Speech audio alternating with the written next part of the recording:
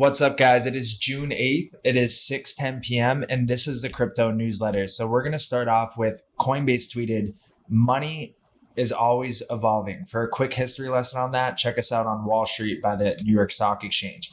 So we got 9,000 BC, cows became units of exchange along with other livestock. Then 1300 BC, shells were used as payment and seen as a sign of wealth and power. Then 1839, the gold sovereign Victoria Young head was issued while England was under the gold standard. Then 2008, the $20 bill had featured a portrait of Andrew Jackson since 1928. Then now we got crypto and digital currencies. So it's the natural evolution of money. And it's so big because we're seeing money transform right in front of our eyes during this time, living in this time. And this is the first time you can own a direct piece of it before it goes mainstream. A lot of people ain't in on crypto and they're scared right now. They see Coinbase getting a lawsuit against them. They see Binance getting a lawsuit against them. They don't want to touch crypto. Anybody that's not in it right now, they're interested to get into it when it's, going up and they're seeing all these stories about people making a lot of money. But those people making a lot of money are buying right now. That's the thing. We're living in great times, and I'm just excited to be here with everybody watching right now into this space because it's truly going to be life-changing when things really take off. Because we have Chainlink co-founder explains it's absolutely inevitable that all the value in the global financial system will be on a blockchain. All the money, all the value will run on a blockchain, and it'll be a select few blockchains. But at the end of the day, we're heading to a tokenized world, tokenized value, and it's going to run on some of these blockchain networks. And then they had partnered with Swift to test interbank blockchain transactions and interoperability. So let's go to the next thing, which is the plumbing of payments is changing. So 8 out of 10 financial organizations expected to outsource cloud/platform infrastructure by 2025. So the narrative keeps lining up. You have money is always evolving, and we're living in this age of money evolving into digital currency. Then you have the Chainlink founder saying that all the money in the world will be tokenized. Will be tokenized and run on a blockchain and be transacted on a blockchain. Then you have right here, the plumbing of the payments is changing. 8 out of 10 financial organizations expected to outsource the blockchain and the infrastructure by 2025. So if we take a look at this, it says battle of the rails. So behind the scenes payment processing, the plumbing of payments is also changing. As payment initiation changes from cards and traditional accounts to digital wallets, and as regulators force the industry to strengthen or build up domestic infrastructure for payments, as a result, international card networks and card processors, often US domiciled, are facing pressure on their core business and have started to reposition themselves to retain relevance. Outsourcing of cloud and platform infrastructure will become increasingly important too.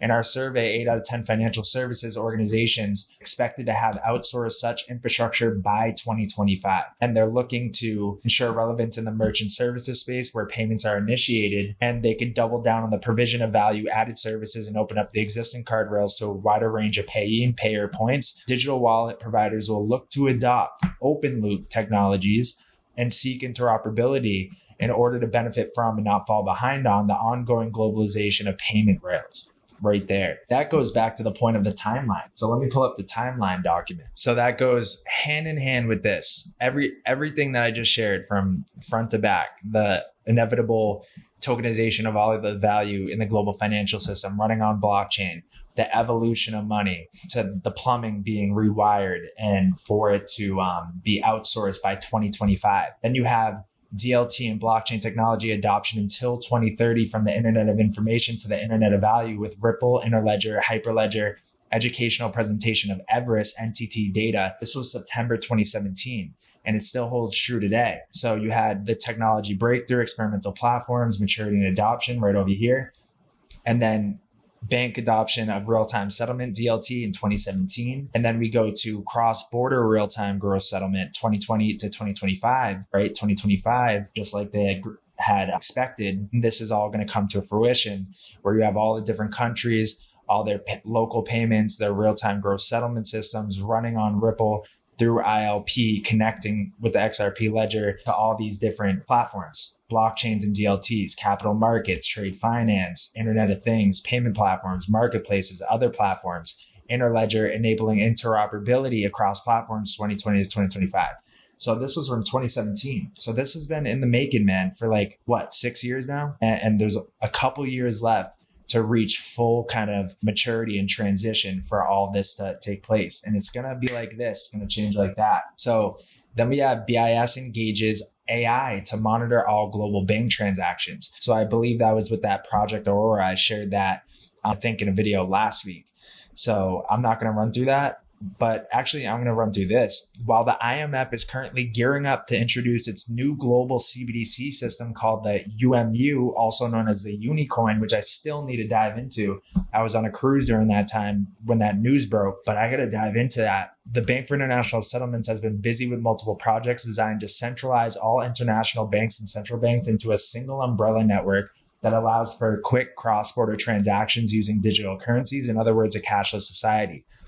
One such concept called Project Icebreaker, which was huge, dealt specifically with creating a SWIFT-like bottleneck system, which would allow global banks to regulate and eventually homogenize all currencies into a single one world exchange model that would give them the power to cut out any nation or company that does not meet their ideological approval. The latest idea from the BIS is Project Aura, and that was using machine learning, AI, and zero knowledge proofs, I believe it was, to discover and detect autonomously kind of criminal money laundering activities. And then we have this coming out in July, along with FedNow in July. Many existing stablecoins won't meet the forthcoming global standards from the Financial Stability Board. The international standard setters' recommendations for regulating crypto and stablecoins are set to be released in July. So they're looking at many existing stablecoins would not meet the high-level recommendations soon to be set by global standard setters like the Financial Stability Board. I doubt Tether will. I doubt Binance USD will. USDC is really lining themselves up to be that, to be in tune with the compliance of regulations that are about to come.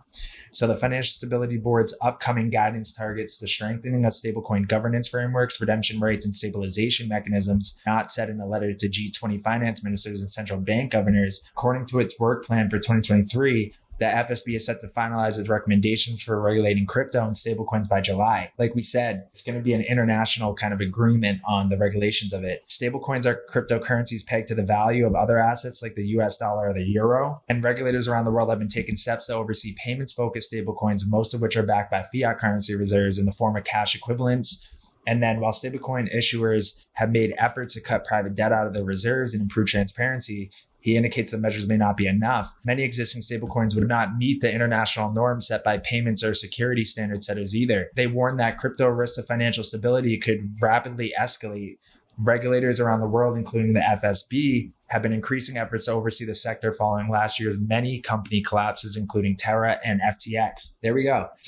And they're planning a paper with the International Monetary Fund on regulatory issues associated with crypto. So it's going to come from these international institutions. This was big news for HBAR. So Digital Asset Exchange tokenizes stake in 16 billion euros.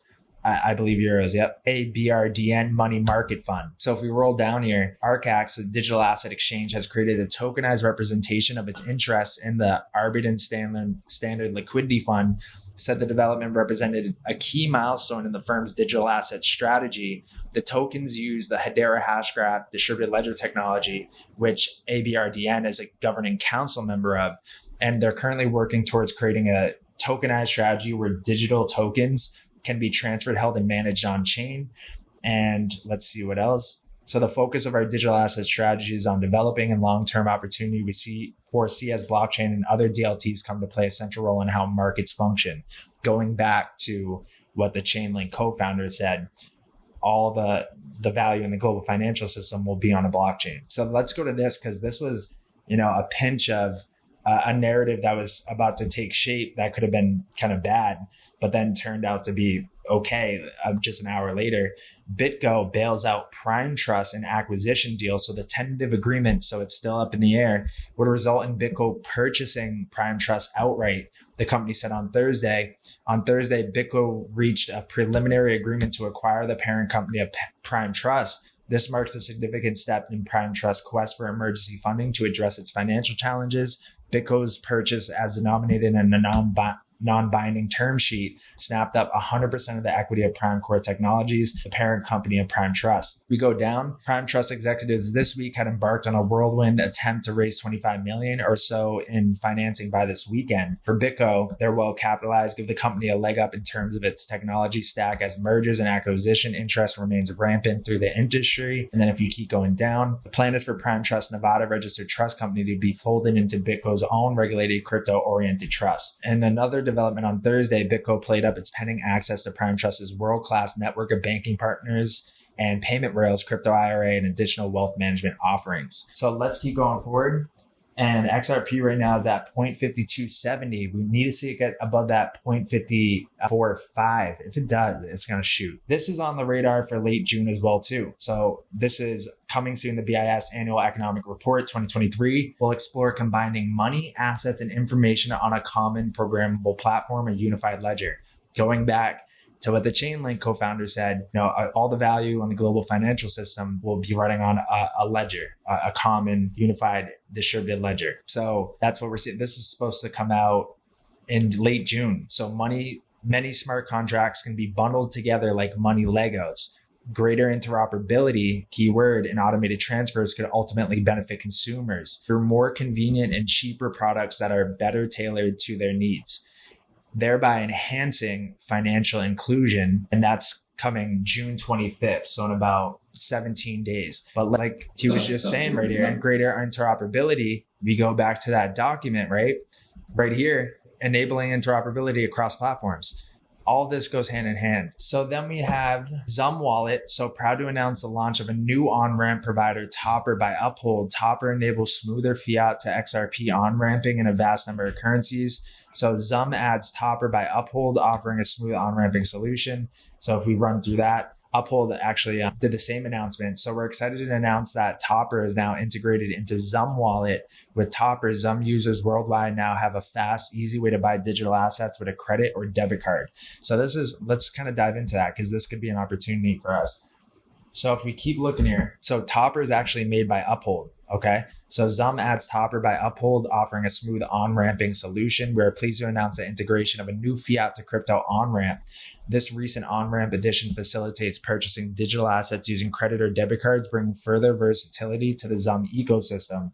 With its focus on high conversion rates, transactions are more likely to be successful, improving the overall user experience on the Zum wallet. So if we keep rolling down here, it says Topper serves a vast number of countries across multiple currencies and allows for frictionless foreign exchange and cross-border remittance for Topper users worldwide. The versatility is especially beneficial as transactions settle into commonly used currencies such as USD, Euro, the British pound, and then into XRP. So it runs through it. But so how to access Topper on the Zum wallet. Topper can be found on our on-ramp launchpad at buy-sell-xrp.zum.app. And our on-ramp right there. So start using it. So I'm going to look into this. Maybe we'll do like a tutorial video on it because it's pretty interesting and convenient, to be honest. So Jay Clayton left Sullivan and Cromwell after suing Ripple and Brad Garlinghouse and Chris Larson and ends up at Apollo, who was involved in the $300 million round for Mistin Labs. So that's SUI, led by FTX alongside A16Z, which is Bill Hinman, or his advisor to that. Lightspeed and Coinbase Ventures. Kevin O'Leary, also an investor in Mistin Labs, which is SUI. Mistin Labs makes tools that make Web3 secure and ready for mass adoption. So supposedly Coinbase is using Sullivan and Cromwell as legal advisors, and Jay Clayton serves as an advisor there. There's like a whole kind of like battle in the crypto ecosystem right now between one group and the other group. And it's kind of evident when you kind of see all these connections. And that goes to this as well too. Let me pull this up. This was a tweet that was deleted, but I was able to catch it real quick. And it was about 40 minutes ago. Almost 2 years later, the clock is ticking. The plan of pumping Ethereum didn't work out as planned. Several new projects that Gary's friends didn't accumulate pumped and took Ethereum and XRP market caps. Then they got embarrassed by FTX. Now Gary being close to the greatest scammer. And I couldn't do show more because it was deleted. But this guy is on it. This is a dude on Twitter, Mbessa.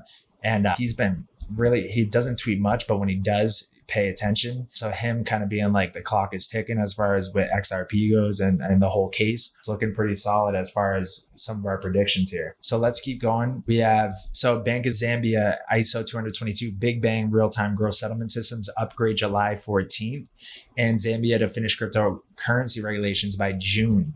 So we're seeing the upgraded Big Bang migration July 14th right there. And then the regulation test by June. So we're seeing all across the world this being the same story. Even right here, further, for cross-border payments, banks are required to comply with the SWIFT deadline on November 2022 for incoming payment messages, and November 2025 for full compliance with the ISO 222 message standard. So 2025, it all goes back to that for like a completion. Like everything running on ISO. Then MiCA, this is the Europe's crypto regulation to enter force in July. And then we have, after several years of consultation and lawmaker haggling, a final text of MiCA is set to be voted on by the European Parliament later this month. The law would likely then enter into force in July, with major provisions kicking in between 12 and 18 months later. 18 months later, where does that bring us? 2025. Then we have this as well too. So this was European ESMA. It's got to do something with Europe, but Ripple markets and crypto assets they were discussing. So they met with Ripple to talk about it late of last year. Then we have Russia's largest bank, Sberbank, to offer crypto trading services. And if we run into that article, so the largest bank in Russia, Sberbank, is set to offer crypto trading services to its customers. Moreover, the announcement states that the bank customers will gain access to digital asset services starting in June. Specifically, the bank is now set to allow investors to buy and sell cryptos. And we're going to see that probably across the board. So this is an actual bank, one of Russia's largest bank, offering buying, selling of crypto. I wouldn't be surprised to see that happen all across the world. But the development had reportedly originally been planned to arrive in April. However, the arrival of the service has been moved, with the offerings now slated to arrive this month. Sberbank is set to introduce transactions and digital finance assets to its customers. So they are introducing crypto services. While the United States has continued its crackdown on the digital asset industry, the world is continuing to move forward. Specifically, with the regulatory enforcement abounding in the US, it feels as though the international cryptocurrency industry is progressing at an encouraging pace. Now the largest bank in Russia, Sberbank, is set to introduce crypto trading services to its customers. So the bank's chairman said he assured that the customers will now be able to buy and sell what the bank calls CFAs, which are backed by a hybrid of assets and securities. Additionally, the new function will set to arrive for use in June, differing from the original timeline. So it was announced ended 2022, and they had planned for it to arrive in the first quarter of 2023. That didn't pan out. So now they're launching it this month. So now let's keep moving forward. Okay, so this was announced today. NASA mission aims to stop internet apocalypse to prevent months of online access disruption. So this kind of goes into the narrative of the internet going off a cyber attack, whatever it may be. But it was kind of interesting that they released this. This was today. So let's read this. NASA has launched a spacecraft as part of a mission aimed at preventing a potential internet apocalypse. Space agency's Parker Solar Probe has achieved a significant milestone by navigating through the solar wind. NASA mission gathers data to stop a solar storm that could block people from the internet. After its launch a decade ago, 5 years ago, the spacecraft embarked on an extraordinary expedition that brought it in close proximity to the sun's surface. And then if we keep going down here, concerns have been raised by scientists regarding the potential consequences of a solar storm. The internet apocalypse could potentially occur within the coming 10 years. Yeah, so that goes into a narrative of like a total blackout and then a kind of revamping of the system. So that's going to be it, guys. That's it for the crypto newsletter today. If you're not already in the Discord, come join it. Link will be in the bio, and I'll see you guys in the next video.